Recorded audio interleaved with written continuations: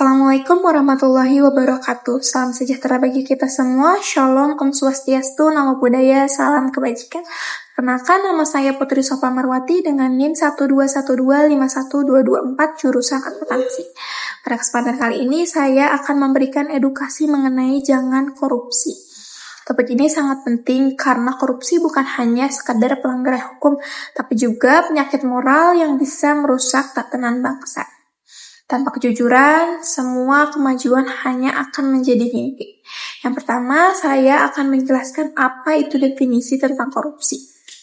Korupsi sendiri berasal dari kata Latin yang berasal dari kata corruptio, yang berarti rusak atau busuk. Untuk definisi korupsi sendiri adalah penyalahgunaan kekuasaan, jabatan, atau kepercayaan untuk memperoleh keuntungan pribadi ataupun kelompok. Artinya, korupsi bukan hanya sekadar soal uang, tapi juga soal kerusakan moral dan hilangnya integritas. Bentuk-bentuk korupsi. Korupsi bisa terjadi di berbagai lingkungan, sekolah, di kantor, maupun di rumah.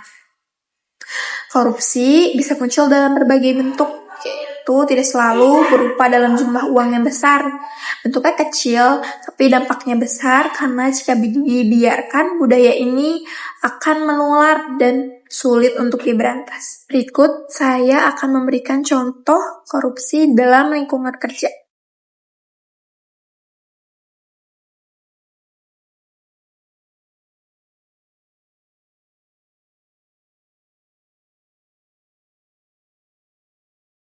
Yang pertama yaitu contoh tindakan penyalahgunaan jabatan.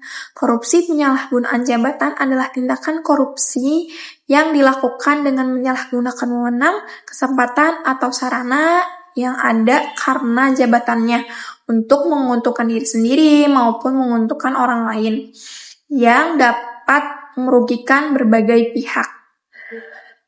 Bentuk penyalahgunaan wewenang sendiri bisa berupa memberikan sesuatu, menyenangkan orang lain dengan mendapat imbalan untuk diri sendiri.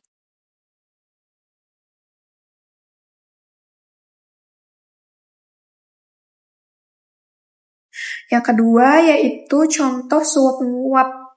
Suap menyuap adalah salah satu bentuk tindakan korupsi yang melibatkan pemberian atau janji pemberian sesuatu seperti uang, hadiah, dan lain-lain dengan maksud agar mereka melakukan sesuatu yang berhubungan dengan jabatannya. Dalam konteks korupsi, tindakan ini seringkali atau banyak kasus yang dilakukan atau ditangani oleh KPK. Suap menyuap itu melanggar hukum dan dapat dikenakan sanksi pidana.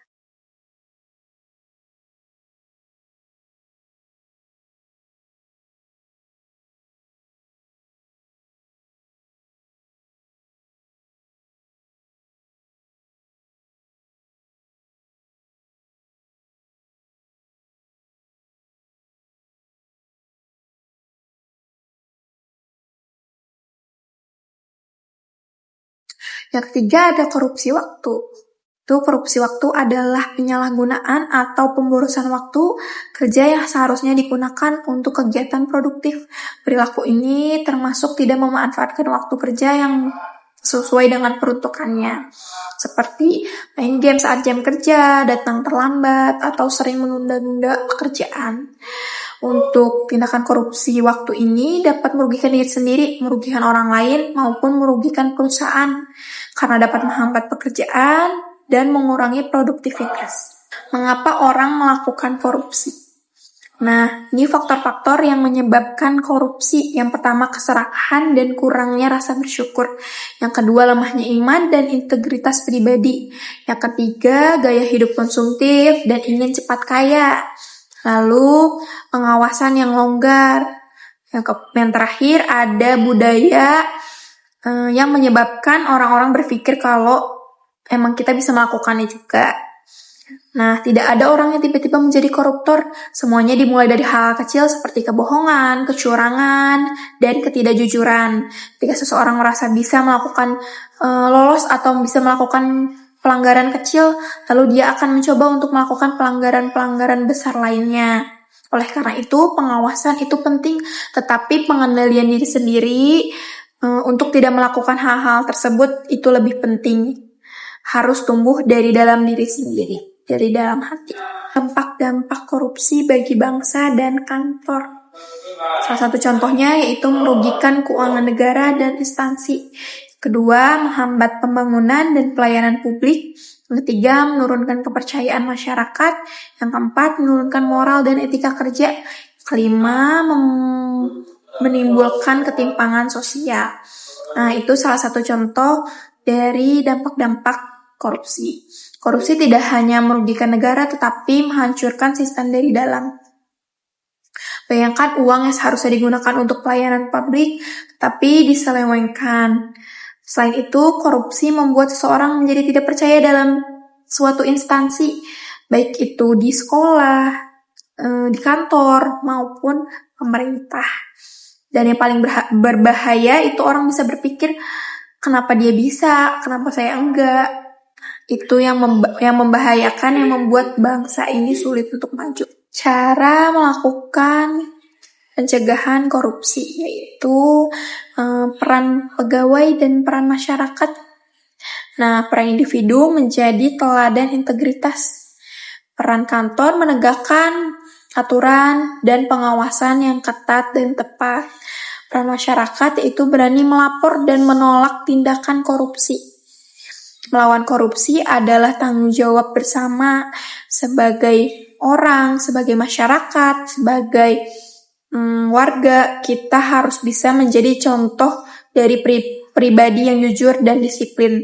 Sebagai lembaga atau kantor, harus memiliki sistem yang baik, sistem yang ketat, dan mengawasi seluruh kinerja karyawan.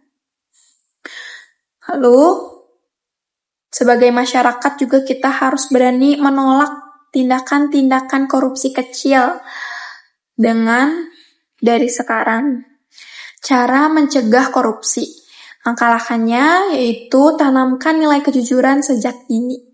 Itu yang kedua, laksanakan tugas dengan tanggung jawab. Yang ketiga, hindari konflik kepentingan. Laporkan bila mengetahui tindakan korupsi. Lalu, tetapkan sistem kerja yang transparan. Nah, pencegahan korupsi sendiri itu tidak cukup dengan hanya hukuman saja, tetapi kita harus jujur kepada diri sendiri, jujur dan transparan kepada perusahaan atau kantor. Sekian dari video edukasi yang dapat saya sampaikan. Sebelumnya terima kasih atas perhatiannya. Wassalamualaikum warahmatullahi wabarakatuh.